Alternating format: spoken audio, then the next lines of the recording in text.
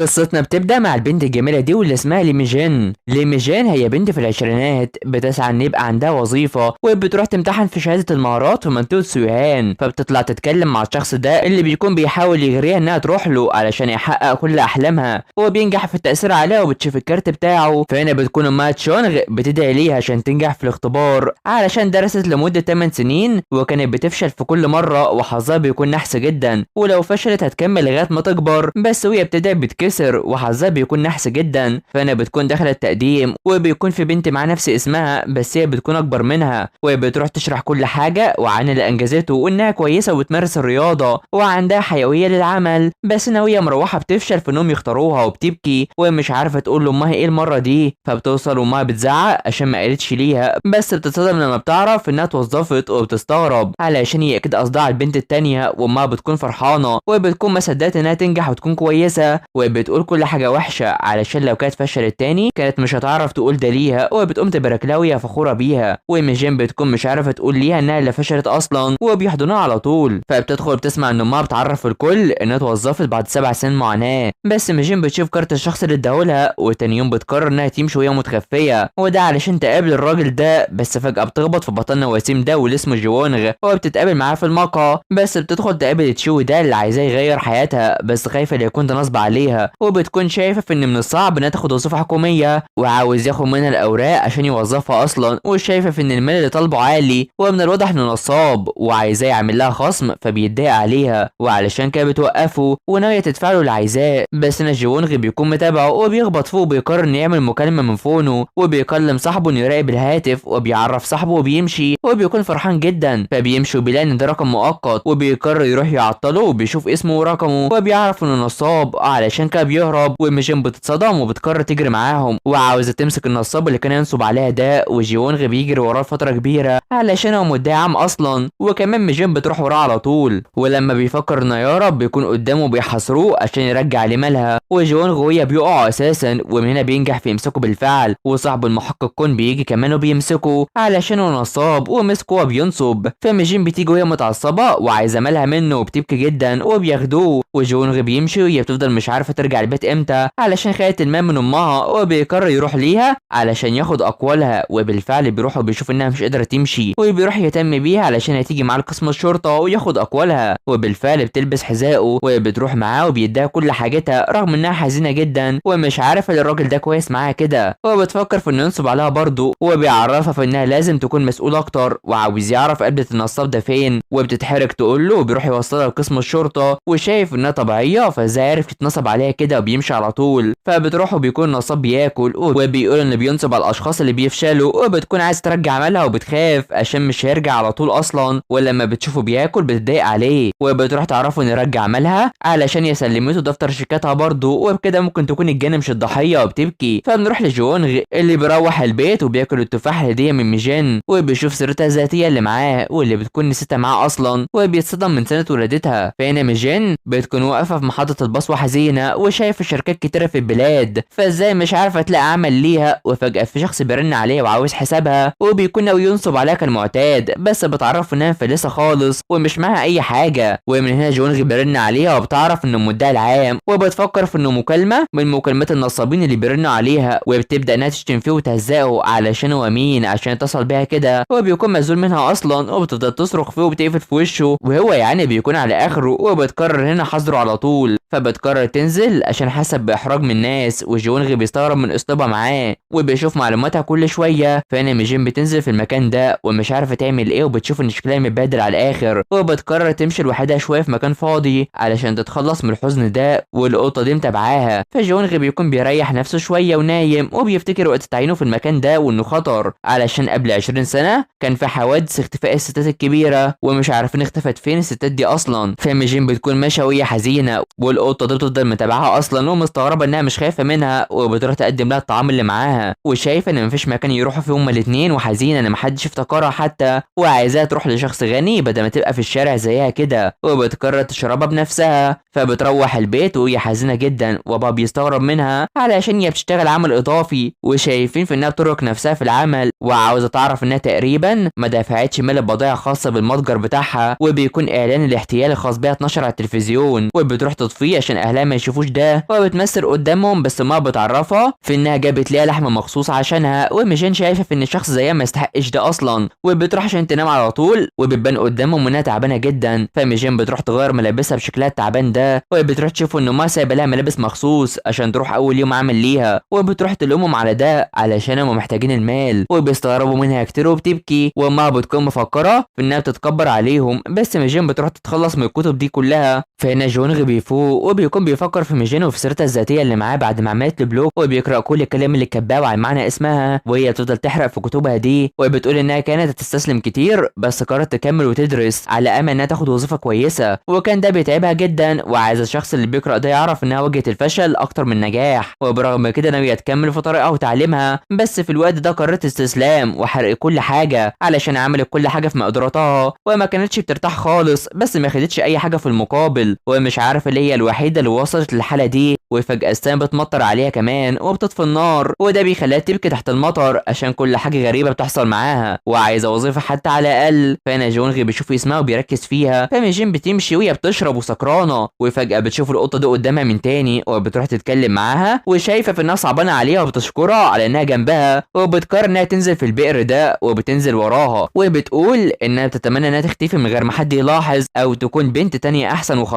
وبالفعل الوقت بيقف فجاه وبيرجع، فبيعدي اليوم مع ميجين اللي بتكون نايمه وتعبانه جدا ومش حاسه بجسمها اصلا وتعبانه جدا، بس انا بتقوم وبتطلع لاهلها اللي لسه لغايه دلوقتي مش شايفينها علشان دي مش ميجين اصلا، وبتكون حاسه انها مختلفه وحاسه بغرابه وجسمها كله بيوجعها، وفجاه بيشوفوها بيترعبوا منها، ولما بينادى عليها اللي بترد وبيترعب اكتر، وكل ده وميجين لسه مش عارفه ان شكلها اتغير اصلا، وبيكلموا الشرطه وما بتكون مش عارفه يمين ولا ابوها كمان، وبيبلغوا عليها، وميجين بتكون هتعرفهم اللي حصل امبارح، بس هما بيواجهوها بيهددوها انها تمشي من هنا، وعلشان كده بيخوفوها، وبتقوم تطلع تجري بره على طول وهي مرعوبه اصلا، وبتروح بتلاقي ان الكل شايف انها ست كبيره، والحقيقه ان ميجين بتكون اتحولت لست كبيره واسمها لمسان، وبتشوف نفسها وبتتصدم من تغييرها اصلا، بس هنا تشينغ وتشان بيمسكوها وشايفه في انها بنتهم، وبيفضلوا يتجادلوا كتير، وبيروحوا قسم الشرطه وبتقول كل حاجه، وانها اتولدت في عام 1996، وامها بتكون مصدومه خصوصا لما بتعرفها كتير عنهم، وتشان عاوز يعرف لو في مشكله مع عيلته، وبتوري للشرطه كل حاجه، وبتشرح انها لما صحت بقت عجوزه، وبيفكروا في انها اتجننت فازاي بقت كبيره كده فجاه، فبيعدي الوقت ومش عارفين يتكلموا معاها ازاي، ومش مصدقين انها كبرت في ليله، وتشونغ عايزه تشوف بصماتها ويعرفها هويتها، بس بتهرب وبتجري من الشرطه، ومن هنا الوقت بيعدي وهي متخفيه، بس بتكون اتحولت اما الليل جه، وبتيجي تطلع بتلاقي نفسها رجعت تاني زي ما كانت، فبتروح البيت وبيعرفها باللي حصل، وتشونغ بتتضرب على الحمايه، وميجين بتفضل مش عارفه تفهمهم ازاي اصلا، وبتروح مش فاهمه ازاي اتحولت لست كبيره كده وازاي ده بيحصل لها، وبتقوم تبحث ومش عارفه ازاي تبقى كده، وبتفكر في انه ممكن يكون ده بسبب الشمس، ومش عايزه تموت عشان لسه في حاجات كتير عايزه تعملها وبتبكي، فبيعدي اليوم وبتقوم وهي طبيعيه، بس بتتحول على طول وبتصرخ، وبترفض ان ابوها يدخل، وبتقرر تروح لعياده البيطريه علشان عالجت القطه وعايزه تلاقيها عشان اكيد ده منها، وبتقرر القطه تحويلها للست المفقوده لمسان، فبنروح لمحاكمه الممثل المشهور كوون، وجونغ بيكون ضده في المحكمه طبعا، وبيطلع يعرض الصحافه، وبيكون مش بيعرف يجامل في عمله خالص، وحتى معجبين وون بيهاجموه بس بيكون ده مش مؤثر معاه خالص، فميجين اللي هي حاليا لمسان بتروح تتسحب عشان تلبس ملابس امها، وبتروح تجري منها وبترفض تدخلها، بس انا بتروح تتخانق معاها عشان تفوق اصلا، ولما بتخرجهم بره بتقفل الباب على طول، فبتبكي على اللي حصل لها اكن ده اللي ناقص في حياتها، وبتروح عشان تعالج نفسها، ومحدش بيصدقها خالص انها في العشرينات وصعب تكون زي ميجين، ومن هنا الليل بيجي وبترجع تاني، وبتروح حتى للشمان، واللي لما الليل بيجي بيخاف منها، وبتكون بتتحول ما بين الليل والنهار كل شويه، ومش لاقي حل خالص وبتبكي ومش عارفه ليه تبقى ست كبيره كده، وبتروح تتقلب باليافطه دي وبتشوف اعلان وظيفه، وبتقرر تروح تتحدى كل حاجه، فبتروح بالفعل وبتدخل لمقابله، وبتعمل حاجات مش مناسبه لسنها خالص، وبتخلي كل مزول منها وبيدوها الموافقه، فهنا جونغ قرر الانتقال لمنطقه سيوهان، وده على غير المعتاد، فليمسان بتتابع التقديم بتاعها وبتلاقي في انها اتقبلت، وبتفرح جدا وبتبكي علشان اخيرا اتوظفت، وبتفرح جدا مع القطه اللي بتكون موجوده من زمان، وميجين بتحلم بيها وبتفوق وبتلاقيها ماشيه عادي كده، وبتقرر انها تطلع وتشوفها، ومن الواضح انها قطه سحريه، وبتاخد ميجين القبو ده اللي بيكون من زمان، وبتخليها تشوف ان لمسان اللي اتحولت ليها تبقى خالتها اصلا اللي اختفت فجاه من زمان، وده وقت ما كانت الستات بتختفي من القريه دي، والشرطه بتكون مفكره في انها هربت ورافضه تبلغ عنها اصلا، فبيعدي الوقت وتشونغ بتكون متاكده ان اختها ترجع في يوم، بس بيعدي الوقت وهي مش بترجع وبتشوف ده. فبنروح مع تشونغ وتشين وهم قاعدين ومع الحمايه، وبتقرر انها تمشي بدري عشان ده يومها الاول في العمل وانها تفضل تعرض لها الطعام. بس اول ما الشمس بتطلع بتروح تجري وهي بتتحول اصلا للمصن، وبتجري وبيكونوا مسؤولين من تصرفاتها ده بما انها موظفه حكوميه وده يومها الاول. وبالفعل بتروح تركب العجله وهي مبسوطه انها اتقابلت في مكتب النيابه العامه في مقاطعه سيوهان، وبتروح مع زمايلها وبيعرفوها اللي هتعمله بالظبط. وزمايلها اللي بيكون سيو الراجل الكبير وبيكون تشين نائب الرئيس بيسلمهم العمل وبيتعرف عليهم، وبيتعرف على سوك وكمان اوك وكمان جوهيون اللي بيتعب منهم، وبتكون لمسان هي الاعلى درجه فيهم وبتفرح وبتصوروا. في يوم بتروح تطلب منهم تنظيف المبنى بالكامل عشان المدعي العام الجديد هيوصل النهارده، وده اللي لين بتوافق تعمله وبتستعد لده بالفعل، وبتنظف وهي بترقص وبتسمع اغاني وبيكون عندها حيويه كبيره. وهي بتروح لمكتب جوانغ وتفضل تنظف وترقص، ومن هنا هو بيجي وبيكون مزوم منها كتير انها بترقص كده، ولما بتشوفه بتتصدم وبتكون هتقع وبتستغرب انه موجود هنا اصلا، وبيلحقها وبتكسر زور الترحيب بيه. فبتروح تشوف انه مختلف كتير وبتصدم انه مدعي عام، فازاي تقابله هنا اصلا. وبيروح يساعدها في الفخار اللي اتكسر وده بيصدمها وبتفضل مركزه فيه جدا ومصدومه انها تقابله هنا اصلا. فبتكون اتجرحت من اللي حصل وبتفكر في ان هو اللي قابلها قبل كده واللي بيعملها كده واللي بيشتغلوا في نفس الوقت. وفجاه اوك بتيجي وبتكون ست عدوانيه كتير وبتروح تتخانق معاها وبتمشي. فهنا جونغ بيتكلم مع صاحبه جوبيونغ دوك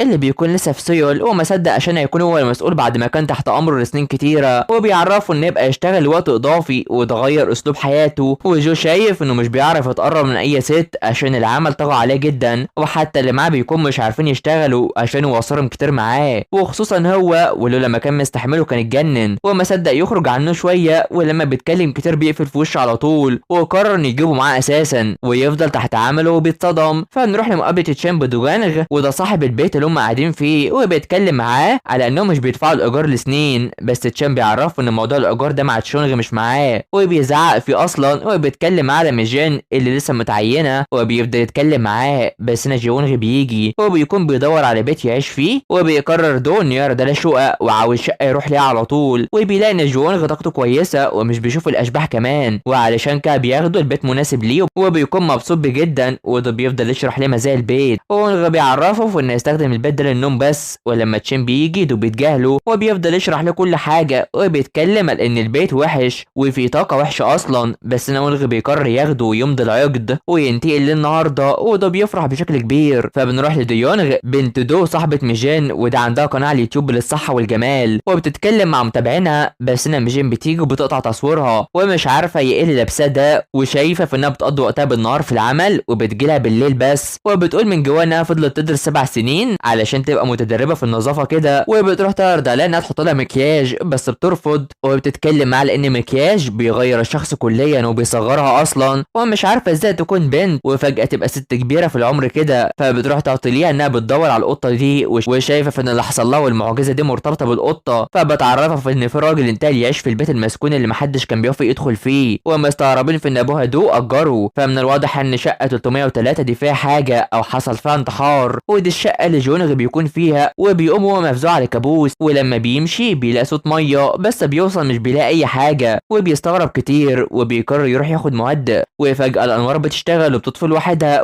ولما بيقرب منها مش بيشتغل، ولما بيبعد بتشتغل، وده بيخلي وونغ مستغرب وبيفتكر كلام دو ومش بيحط في باله وبيمشي على طول. فبيروح يهدئ نفسه شويه بصوت المطر عشان ينام، بس كلام ده عن الاشباح بيجي باله دايما. فبيقوم يشوف تخطيط المدينه والمكان اللي عايش فيه وبيمارس الرياضه وبيجري على الصبح كده. فبنروح للمصان اللي هي ميجين وهي في العمل، وبتشوف ان السماعات بتاعتها في واحده ضايعه واللي جوانغ بيدوس عليها في مكتبه وبيفتكرها على طول. فهنا سيو وسوك بيكونوا بينظفوا، وسيو بيشوف السجاير دي واللي بيكون كان مخبر اصلا وتوظف بسبب خبرته، وبيواجه سيوك في النهايه بتاعته لما بينكر، وبيفضل يتخانق معاه تحت انظار من اوك اللي وظفت بالواسطه علشان يا جميله بس غبيه. وكمان يوم بيسلك بينهم اصلا، والمصان بتيجي وبتفك الخناق ده. فاوك بتروح لسيوك وبتعرفوا انهم يدعوهم على العشاء بدل الغرامه علشان هو اللي بدا الخناق وكل حاجه بتتحل بينهم، وبيفضلوا يتخانقوا ويضحكوا على بعض. فبنروح للممثل المشهور جيوون وبيشوف نفسه وشكله ومدير اعماله عاوز ياخد اجازه شويه ويرتاح ويروح لسيوهان عشان المكان هادي فيها. فبالفعل بيوصل والكل بيتجمع حوالين منه، وميجين بتستغرب كتير علشان بيكون هيشتغل كمتطوع في مبنى الخدمات العامه في المنطقه، ودوك بيروح يتابع الفانز بتوعه. ولمسان بتروح تشوف ان اكيد جايونغ هتفرح بده وبتروح تدور عليها، بس في شخص بيكون متخفي ومتابعها من بعيد بعيد، وده على صوت جوانغ اللي محدش بيعبره خالص، وبيروح يمشي بس بياخد باله من الشخص ده وبيمشي. فهنا جون بيظهر والكل فرحان بيه وعاوز يعرف ولاية عين اللي هنا كان ده للوطن، وبيرحب بيهم، بس بيكون الشخص المقنع ده متابعه مع متابعينه، وبيكون عاوز يشوهه، بس هنا القمصان بتيجي وبتدافع عنه، والميه بنارد بتكون هتقع عليها خلاص وبتستسلم، بس هنا جونغ بيجي وبيدافع عنها بالمظله بتاعته دي، وبيكونوا مصدومين من بعض كتير. فبيعدي الوقت والكل بيتكلم على اللي حصل، وشايفين ان جونغ وسيم وكان اهم مدعي عام في سول، وبتكون فرحانه بالكلام عليه علشان هو كويس وانقذها، بس بيتريقوا على نضارته. وفي بنت واللي اسمها تشيون بتروح تعرفهم في انه مدمن على العمل وبيعارض اي حد علشانه ومش بيعرف يكون اي علاقات، والكل يبعد عنه احسن، وبتخلي ميجين حزينه. فهنا جونغ بيقرر يروح لميجين بما انه معاه بياناتها الشخصيه لسه، وبيقرر يروح للسوق. فهنا ما بترن عليها وبتعرفها في ان في راجل بيدور عليها، وبتسمع اسمه وبترتبك جدا وبتقفل في وشها وبتروح تجري. فبتركب العجله وبتجري، وشايفين ان عندها طاقه كبيره، واوك عايزاهم ياجلوا اجتماعهم اليوم تاني، وكلهم بيمشوا على طول، وده بيضايق اوك جدا. فيوم بنته بتراسله وهي فخوره بيه وعاوزين يتعشوا سوا، وبيفرح جدا رغم تعبه. فتشونغ بتكون قاعده تلعب بالسكاكين، وبتستجوب جوانغ اللي بيحكي لها كل حاجه، وبتفرح انه موظف حكومي، وبتروح تعمل له حاجه يشربها. بس هنا القمصان بتكون بتجري بالعجله عشان تلحق امها، والكل بيحييها على صحتها دي. فتشونغ بتتكلم عن الحياه الزوجيه، بس هنا القمصان بتوصل وبتكون لسه ما اتحولتش اصلا، وبتروح تجري وبتغير ملابسها، وبترجع تاني ميجين لما الليل بيجي، وبتروح جريه تاخد جونغ وبتمشي. فبيروح يديها معلوماتها الشخصيه، والكل بيشوف انها واقفه مع شاب وبيكون اوراقه مبدلت اصلا، وبتنكر انها حذرته او شتمته، وبتصدم لما بتعرف ان هو اللي هزقته اصلا. فبتقرر تاخده معاها علشان تديله ورقه، وما بتفرح جدا، بس بتوصل وبتفكر في انها رمت كل حاجه بما فيهم اوراقه، وبتعرفه ده وبتتاسف، بس بيروح يتضايق عليها جدا، وبتقرر تعوضه كتير، وبتقرر انها تدور عليها وتجيبها ليه. وبالفعل بتروح لمكان الكتب ده وبيستقل بيها وبيتابعها وهي بتدور، وبيكون معاها وبتتاخر كمان، بس تشين بيكون قلقان عليها، وتشونغ عاوزاها يسيبها وتاخد راحتها، وبتفكر في انهم في علاقه مع بعض وعاوزين احفاد بقى. فهي بتدور بيحميها من وقوع كتب عليها وبتتاثر. فبنروح للست دي اللي بتكون بتجري من الشخص ده السايكو، وبتتخفى منه وتبدا تهرب لوقت طويل جدا، وبتكون بتعاني وبينجح في انه يمسكها وبيروح يقتلها على طول. فميجين بتكون اخيرا لقت اوراق وونغ وده بمساعدته، بس بيكون مش لما عرف عن الحادث اللي حصل، وبيفتكر نفسه وهو صغير واللي حصل لامه. فوونغ بيروح يتخيل اللي حصل في المكان، في حين ان ميجين بتكون مستنياه وبتقرر تمشي، وبتفكر في مراسلته، بس بتكون مش عارفه تكتب له ايه. وكل ده وونغ بيتخيل اللي حصل، وان اكيد السايكو غلط وهو لسه موجود هنا اصلا ومتخفي، وبيدور عليه، وبالفعل بيشوفه وبيروح يهرب بالعربيه وعاوز يوقفه، بس بتكون ميجين ماشيه في المكان ده اصلا، ووونغ بيحاول يلحقها وبيجري فتره كبيره، وميجين بتشوف العربيه اللي جايه ليها وهي ماشيه، وده وقت ما بتكون بتشوف اوراق وونغ اللي عن حالات الاختفاء، وبيجي وبيشوفها، وده وقت ما القاتل بيروح يخبطها قبل ما تتخبط والورق كله بيطير، بس هنا السايكو بيقف قبل ما يخبطها اصلا وبيقفل النور، ومن الواضح انه يكون عاوز يقتلها، وبتكون لسه مش شايفاه، وعلشان كده بتقرب منه وبتتاسف ليه. ولما بيكون يمسك السلاح عشان يضربها ويطلع بتخاف منه جدا، وده جونغ لسه بيجري اصلا وبينادى عليها، وعلشان كده السايكو بيهرب بالعربيه على طول، وبيروح يطمن عليها، وبتكون ما شافتش لوحات العربيه بس عرفت لونها، ومستغربه انه جاي جري ليها، فبيحذرها انها تمشي في وقت زي ده لوحدها، وبيقرر ياخدها ويمشي، وبتعرف انها عارفه كل حاجه في الحي فبلاش يقلق عليها، وبتروح تجمع اوراقه، وبيكون مصدوم من المكان، وبيشوف ان الشخص ده هو القاتل، وعاوزه تفتكر اي حاجه، وبتكون شمت ريحه غريبه زي معطر جو كده من الشخص ده. فهنا تشونغ وتشان بيكونوا مستنيين وصول ميجين لهناك، ولما بيشوفوا ان جونغ هو اللي وصلها بيفرحوا، وبيفضلوا متابعينها ومش بيعرفوا اي حاجه من اللي حصل، وعايزينها تحكي اللي حصل، بس بتدخل على طول وبتستغرب من تصرفاتهم اصلا، فبتدخل تنام وبتكون تعبانه جدا، وبتفتكر الاوراق دي وعايز تعرف هو مين. بس هنا جونغ بيشوف الاوراق عن سلسله قضايا الاختفاء والستات اللي اختفت واتقتلوا، واللي منهم بتكون ام كانغ، وعاوز يعرف مين اللي عمل كده، وفجاه بيسمع صوت غريب، فبنروح للسايكو اللي بيوصل المكان غريب ده، وبيكون ده مكان جثه الاشخاص اللي بيقتلهم، وبيروح يقطعهم، ومن الواضح انه مريض نفسي، وبيفتكر وقت ما شاف ميجين وبتكون هي هدفه الجاي. فهنا ميجين بتكون نايمه وخايفه جدا، فبيعدي اليوم مع القمصان اللي هي ميجين، ويوم بتديها الظرف اللي فيها السماعه بتاعتها دي، وبتكون مستغربه، بس هنا يكون بيتصل بجوانغ وبيعرفوا ان في ورقه من قضيه كان غيورها مفقوده، ومش عارفين مين اللي كان مسؤول عن القضيه وقتها. فبنروح الاخبار اللي حصلت للمشهور جوان وانقاذ القمصان ليه، وقرروا انهم يكرموها كانها شجاعه على حمايتها جوان وتضحيتها بنفسها كده، وبيخططوا ادها جائزه تانية، وبيقدموا بايك شو وده اللي هيحل محل هيون ليون عشان مشي وانه كان مدير مركز طب اصلا وبيرحبوا بيه. فبيروح يتكلموا عنهم اتخلى عن هيون بسرعه كده وشايفين نفسهم مجرد متدربين ملهمش لازمه، وشايفين في ان المصان هي اللي رفعت من مكانتهم بعد ما اخذت الجائزه دي اصلا، ومش عايزين مهاراتها دي تروح على الفاضي علشان النجم اللي انقذته كويس وعاوزين يستغلوا ده. فبنروح ليون غاويه نايمه ومش قادره تروح الراجل ده اللي بيجيب لها حاجات واللي بيكون مدير اعمال جيون اصلا، وبيروح يعطي لها هدايا وعربيه كمان، وكل ده وهي مش عارفه اي حاجه ومش مصدقه وبتتصدم لما بتشوف ده، وبيأكد لها ان دي تبعها بس لامها، فبتتصدم عشان هي ملهاش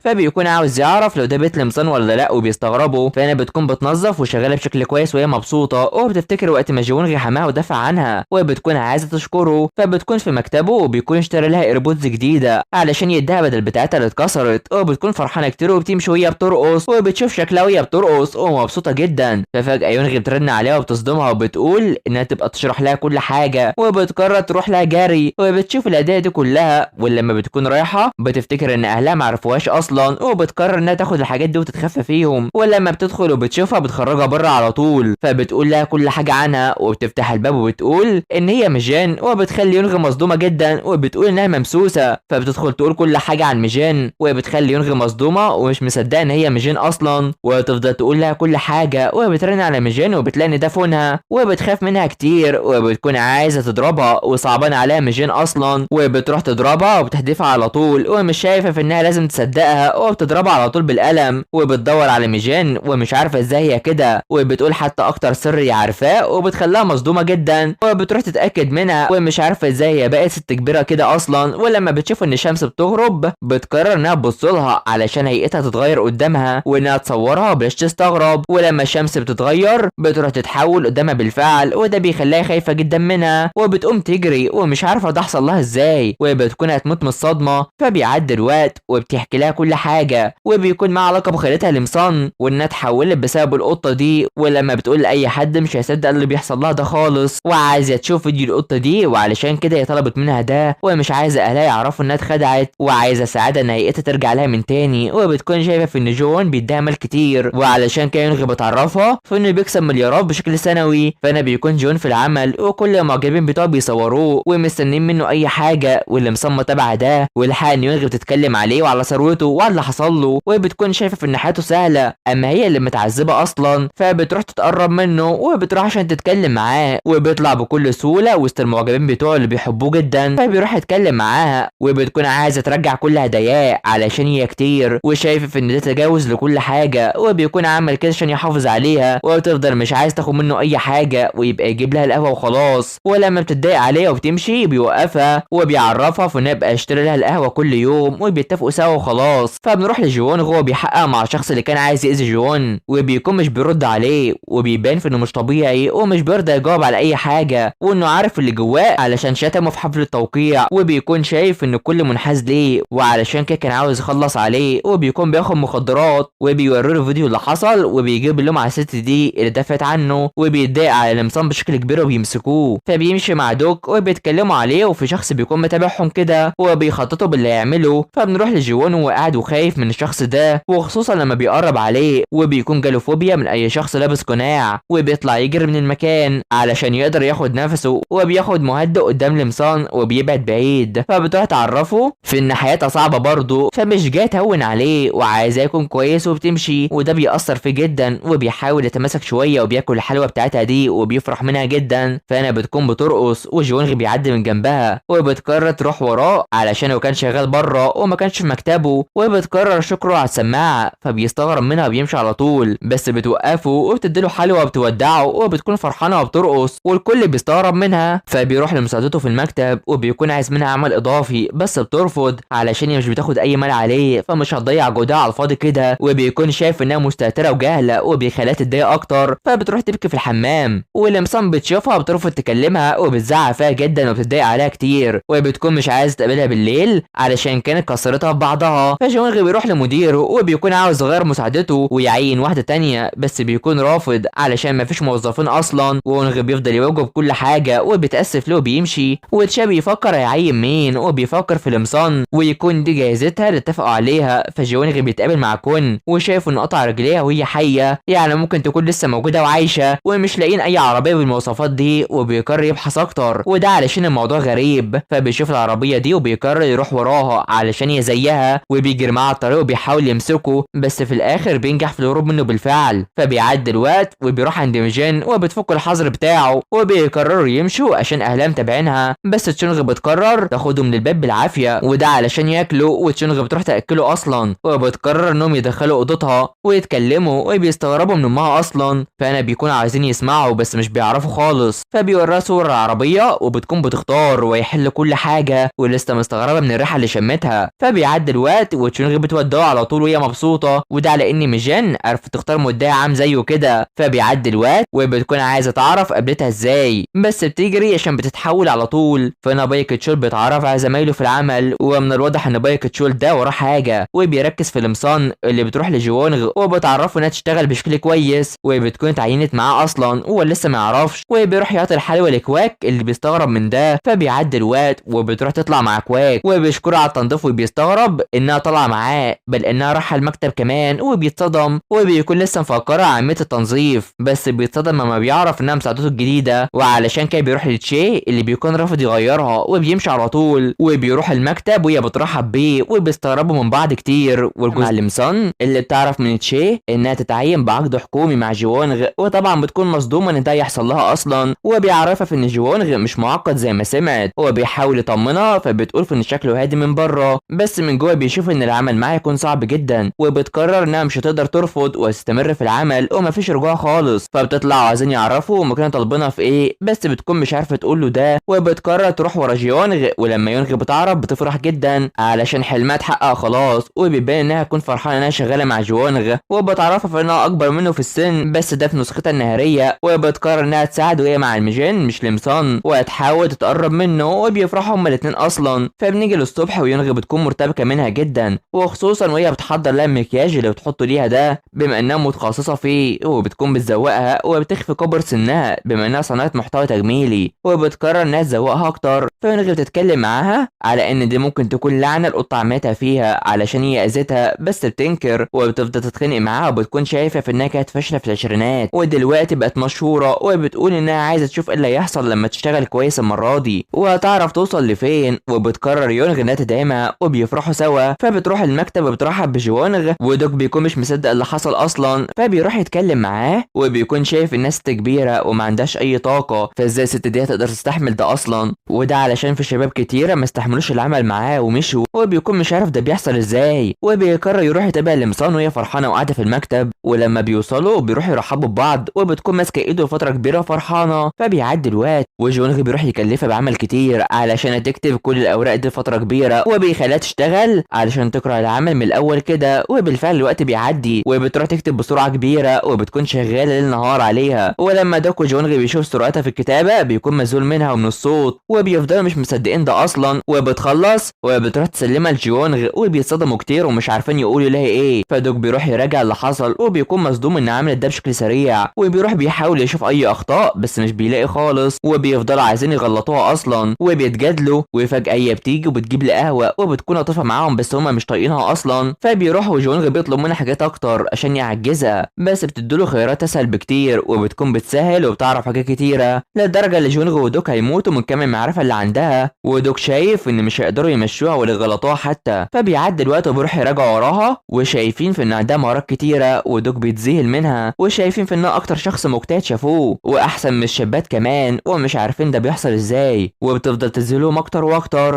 فبيعدي الوقت وبيروح يتابعوها في كل حاجه بتعملها. ولما وقت العمل بيخلص بتقرر انها تطلب لهم الطعام كمان، بس بيرفضوا، وبيقرروا انهم يقولوا لها كل حاجه هم عايزينها. وبتروح تسجل كل حاجه، وبيكون بيطلب حاجات معقده عشان يغلطوها اصلا، وبيفضل يقول حاجات كتيره. وحرفيا دوك ده بيكون شخص غريب، بس هنا لمسان بتروح تجري على طول، وبيفرحوا انها اكيد هتتاخر علشان اكيد مش هتلاقي اماكن تجيب لها ده، بس هي بتكون بتجيبه وبتشتغل بشكل كويس. وفي وسط ما بيضحكوا انهم عجزوها بتيجي جري وبتجيب لهم كل حاجه، وبتروح تجري قبل ما تتحول لميجين. فبنروح لجوان اللي بيكون ماشي والمعجبين بيفرحوا بيه، بس بيشوف لمسان بالعجله وبيقرر يروح يتابعها وهي ماشيه، وبيحاول ينادي عليها بس مش بتسمعه ده، وبتعدي من الاشاره عادي من غير ما تسمعه. بس انا بيقرر يروح وراها تاني، وده في وقت غروب الشمس، وبيتصدم انها بقت ميجين اصلا، وبيكون مزوم من اللي شايفه ده ومش مصدق ان الست الكبيره بقت شابه كده. فبتروح وهي تعبانه جدا، وتشونغ بتشوف ده كده وبتروح تعمل لها مساج شويه علشان هي تعبانه، وشايفه في انها حابه شعور انها تكون موظفه حتى لو كان مش في هيئتها الطبيعيه، وبتعرض عليهم انها تبقى تعزمهم على الطعام لما تاخد المال. بس تشونغ بتكون شايفه في انها تهتم بنفسها وممكن تجيب لها بواحده احسن، وبتقرر تهتم بيها اكتر. فبيعدي اليوم على لمسان اللي بتستغرب ان جونغ يروح بره المكتب، وبيعرض عليها انها تروح تودي المقاطعه ويمشيها، وبتستغرب عشان المسافه كبيره، وبيكون ده فكره دوك اصلا، وبيديها وقت قليل وعاوزها تمشي اكتر. والحقيقه هنا انها بتقرر تروح تسلق الجبال زي ما كانت بتعمل قبل كده. فبنيجي لوقت الغدا ووصلها اليوم من تاني، ودوك بيتصدم وهي بتفرح جدا وبترقص كمان. فجوان بيشوف فيديو تصوير ليمسان وكان متاكد منها ومش عارف ازاي اختفت واتحولت كده اصلا. فبنروح ليونغ اللي بتروح تدور على القطه اللي حولت ميجين وبتعرض مكافاه كمان عليها. فهنا جونغ بيفتكر وقت ما كان صغير وبيلاقي انه متحقنه المخدر اللي شافه حاليا، وعاوز يعرف من الشخص اللي كان مسؤول عن القضيه، وبيفكر في السايكو ولا يخاطر ويرجع تاني ولا يكون بيفكر في حاجه. فبيروح يراسل ميجين وعاوز يقابلها، وبتجال تشون لما بيشوفها وبتكون عارفه كل حاجه خاصه بيه، وده علشان كانت بتكراش عليه من ايام الجامعه، وبتمشي وعايزاه يبعد عن قضيتها اللي معاها، ومش عارفه هو ليه موجود هنا علشان ده تخصصها ودي القضيه الاولى ليها، فبلاش يقرب منها. وعلشان كده بيسخر منها تحت متابعه من لمسان اللي بتضحك عليها، وبتروح تعرفها انها تحذر من جوانغ عشان هو خبيث كتير وبتمشي. فبتروح ورا جوانغ اللي بيرن على ميجين وهي وراه، وبتقرر تروح ترد عليه، وبيكون عاوز يقابلها في المقهى اللي اتنصب عليها فيه، وبتكلمه بصوت مختلف وبتمشي بس تتخبط على طول قدام وهي مرتبكه. فبنروح لاوك اللي بتكون شغاله وبتلوم حظها اللي حصل، وفي واحده بتصرخ فيها ان مفيش مناديل، وبتروح تخرج دخان وبتضايقها، وعلشان كده اول ما بتطلع بتغرقها ميه وبتمسحها، وده علشان مش مكان تدخين اصلا، وبتخليها تجري بره على طول. فجونغ بيتكلم مع دوك على الدليل اللي سابه وهو المخدر ومستغربين منه كتير، وبيروح بيلاقي لمسان وبيقرر انه يخليها تبحث عن عربيه، وبيكون هيشغلها لوقت كبير وبتتصدم علشان الوقت هيعدي عليها كده، وبالفعل بتبعت له انها تتاخر المره دي. هو بيشوفها وبيتخيل بالشنطه اللي معاها دي، وبيروح يتكلم معاها عن السايكو وبيديها ادوات الدفاع عن النفس ليها علشان السايكو يظهر عندهم اصلا، وبيقرر يحفظ رقمه عندها علشان لو حصل اي حاجه تتصل بيه، وبيكون مش واثق في الشرطه على الرغم انه منهم، بس ممكن يحصل اي حاجه فلازم تخلي بالها وتثق فيه علشان لازم يمسكوا السايكو ده. فبيروحها بيبان انه متضايق اللي يحصل لها اي حاجه، وبيقرر يوصلها حتى لغايه البيت، وبتكون فرحانه كتير من ده، وبتدخل بتفتكر كلامه وبتقرر ترن عليه وهي بتضحك وده من غير قصد، وبتعرف انها تبقى تثق فيه وده بيأثر فيه جدا وهي بتفرح، وبيقرر يثبت جهاز تعقب على فونها. فبتتكلم مع يونغ اللي بتعرفها باللي عملته وانها كانت بتدور على القطه، وميجين شايفه في ان العامل في الشرطه حباه جدا وده الحاجه اللي كانت بتدور عليها، وبتكون فرحانه كتير. فبتروح تاكل وبيبان انها مبسوطه علشان هي موظفه وبيفرحوا بيها. فهنا دوك بيتقابل مع المخبر علشان يعرفوا عن المخدر المنتشر في الفتره دي، وبيعرفوه بناس معاهم وبيديله اكل اكتر عشان يقول له، وبالفعل بيروح يعرف جوانغ واللي مصنع عايزه تنضم ليهم، وبتديهم معلومات كتير عن المقهى وانها كانت بتروح كتير علشان بنت اخوها بتروح برضه. فبتروح تخلي يونغ تحط لها مكياج علشان هتروح المقهى وتبان انها صغيره، وبالفعل بيستعدوا انهم يروحوا لنادي هوفان، وبتكون لسه ما رجعتش وعاوزه تدخل بس بيمسكوها علشان لازم تخرج بما انها ست كبيره، وبيضربوها وهنا بتتحول وبتدخل، وده بيصدم وونغ وبيطلعوا دوك من هناك. فهنا ميجين بتدخل وعاوزه تتصل كل 10 دقايق لما يدخل لها بنفسه، فبتروح وعاوزه حد يقرب منها حاليا، وبياخدوها لجناح الشخصيات المهمه وده وفق الخطه، وعاوزين يكتشفوا اللي حصل هناك. وبتعرف وونغ اللي بتدخل هناك وبتلاقي المخدرات، وبيحاول يتقرب منها كتير وبيعدي 10 دقايق وبيقرر يدخل، ولما بيقف في وشه بيضربهم وعاوزين يمسكوه اصلا، وفي وسط ما هو رايح بيضرب اي حد، ودوك بيشوف ده بس انا بيشوف الكاميرا اللي مع ميجين وبيكتشف الخطه، وده وسط ما دونغ بيفضل يضرب في الحراس وبيمنعهم وبيكون كويس جدا في القتال، وبيضربوا ميجين وبتكون خايفه، ولما بتكون هتتاذى جوانغ بيدخل والجزء بيخلص على هنا. فيا ترى ايه اللي هيحصل مع ميجين وهل وونغ ينقذها ولا لا؟ ده اللي نعرفه. فما تنسوش اللايك والاشتراك في القناه وتفعيل الجرس يا حلوين علشان يوصلكوا الجزء الجاي. سلام.